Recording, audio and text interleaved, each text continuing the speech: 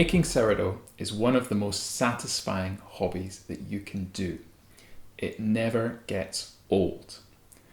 But to get to this point, I've been through a lot of heartache. We all have. It could be that your dough has stuck, welded itself to the proving basket.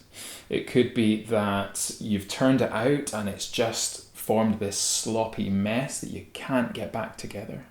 It could be you've got one big bubble underneath the crust and it's not really opened up properly. Or that you've got tiny little bubbles, it's not risen, it's overly sour, it's sticky, it's gummy, it's not right.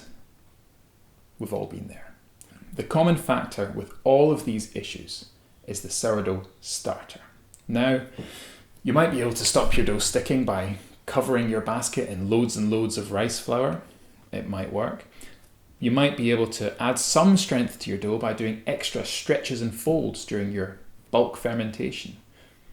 But if you don't have an active sourdough starter, you will not get a good fermentation and your dough will fall flat. I'm going to describe a method that involves two main steps, two main feeds in order to revive your sourdough starter.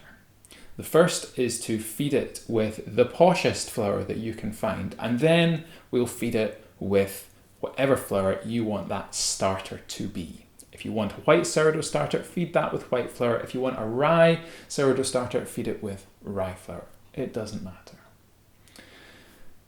Even if you think your starter is pretty good, if you've been having any of these problems that I've described, please give this a go. It's just 2 steps to rejuvenating your starter and potentially making you fall back in love with the best hobby in the world. This method is going to revive all but the most neglected starters. By the most neglected, I mean any that are covered in white fluffy mold, pink, blue, green, or completely black. Just throw them out. I don't want to be sued. If your starter has separated into a liquid layer on the top and then a floury layer on the bottom, that's fine. We call that top layer hooch. Makes excellent dirty martinis, if you've ever tried it. And it's a mixture of water, alcohol, and acid. Just mix it all together. Don't need to pour it away. It's fine. The first thing to say is that I keep my starter in the fridge. This means that if I'm not using it, I only need to feed it every week or 2 to keep it ticking over. And whenever I do want to use it, I just take it out 6 to 12 hours before, let it come up to room temperature, give it a feed, and then I've got a perfectly healthy starter ready to ferment my bread. Take your sourdough starter out of the fridge. Let it come up to room temperature gradually. Your starter's probably feeling pretty delicate and your yeast will get stressed out if you shock it by heating it up too quickly. Don't do that. Let it come up gradually and it will thank you for it. Next, we're going to add some flour. Now this flour should be the poshest flour that you can find. Wholemeal, organic, stone ground flour is ideal. If you can't get that, don't worry too much about it, but this sort of flour has been shown to create the best environment for sourdough starter growth. We're aiming for about equal parts sourdough starter and flour, and we're going to add the same again of water. You can weigh this if you like. I'm not, because I am lazy and the scales are one more barrier to me feeding my sourdough starter. That's okay if you don't weigh. Once you've added your water, which should be on the warm end of tepid, about 25 degrees Celsius, what's that, about 77 degrees Fahrenheit, I think, roughly. Give it a good stir. You want to get every last bit of leftover starter from your fridge mixed into that mixture. Stick your starter somewhere warm. For me, that's the oven with the light on. It sits about 25 degrees. Just don't forget that the starter's in there and turn the oven on.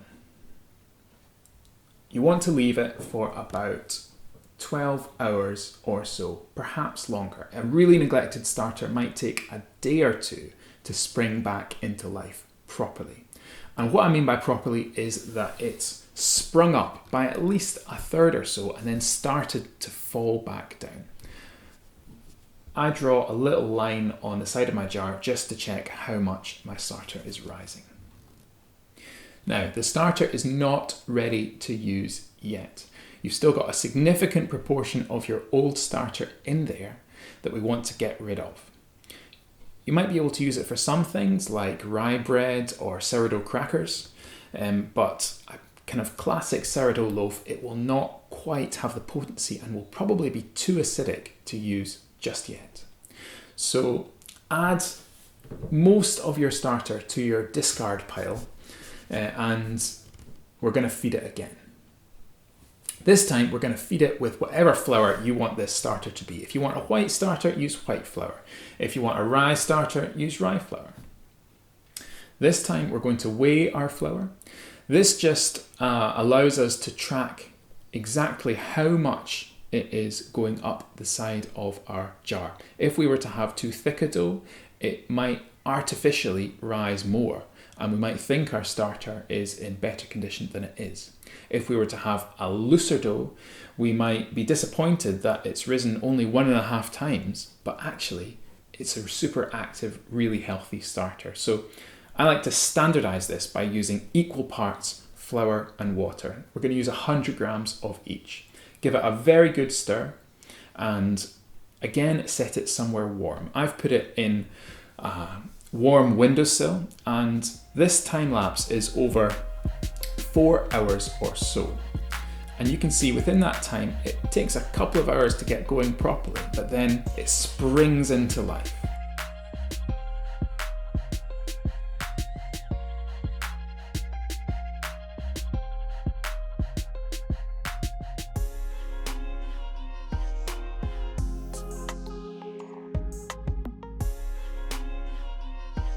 This starter is now ready to use anytime from around 6 to 8 hours after it has been fed.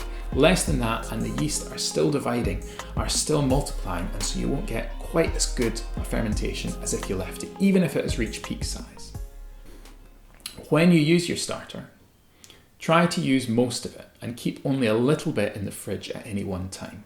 This minimises waste and means that when you take your starter out of the fridge 6-8 hours before you next plan on baking, you can feed it with a good ratio, way more flour and water than you have in sourdough starter.